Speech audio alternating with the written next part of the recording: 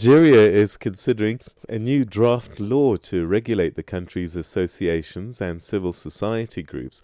Human rights organizations warn that whilst the government says that the bill aims to modernize the sector, it would in fact maintain restrictive provisions, expand state control, and erode freedoms guaranteed by Algeria's constitution. MENA Rights Group, a Geneva based organization that documents violations and advocates for protection of human rights across the Middle East and North Africa, has raised serious concern about the proposed law. Well, joining us now from Geneva is Alexis Thiry, who's a legal advisor at MENA Rights Group, to help us unpack the implications of the Algeria civil society. Thank you so much indeed for joining us, and welcome to the program. Thank you so much. It's a pleasure to be here and on your channel. So, Alex, maybe we can start with an outline of the main concerns that you and other rights organizations have about this draft law on associations.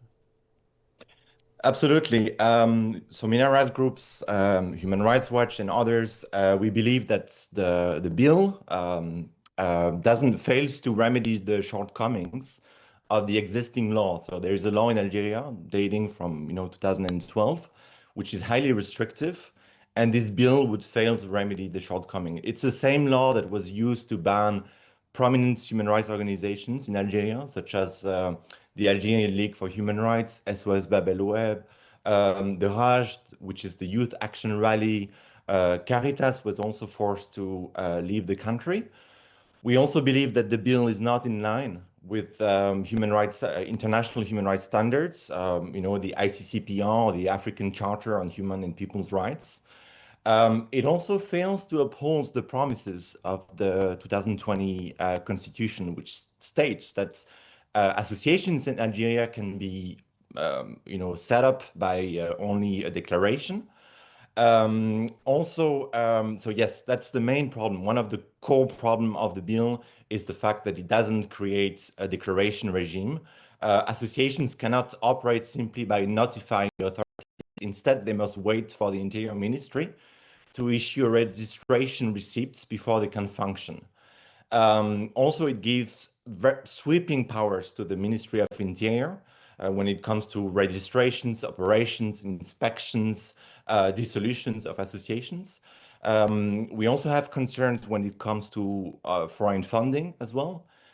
The draft law as well contains very vague provisions. Associations must respect national unity, the fundamental components of national identity, national values. All of these concepts are really vague and undefined.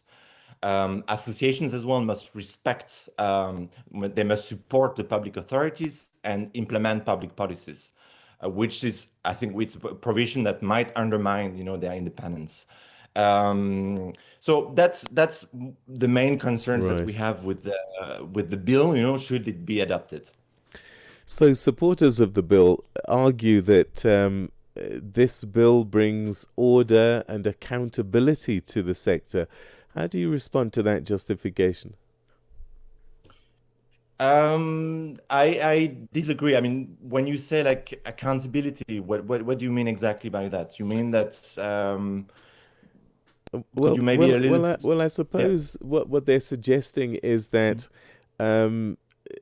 associations have to account for their actions and the way they operate, that they're not unregulated.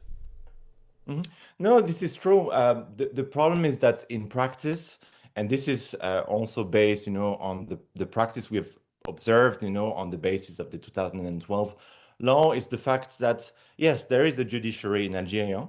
But what we saw is that, so the Ministry of Interior can, on the basis of the provisions of the law, can initiate proceedings, before the judiciary.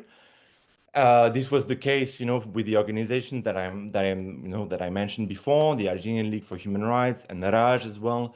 And we see that the judiciary always upheld, the decisions of the authorities. And these organizations were mainly doing, human rights work. Nothing was illegal in their activities.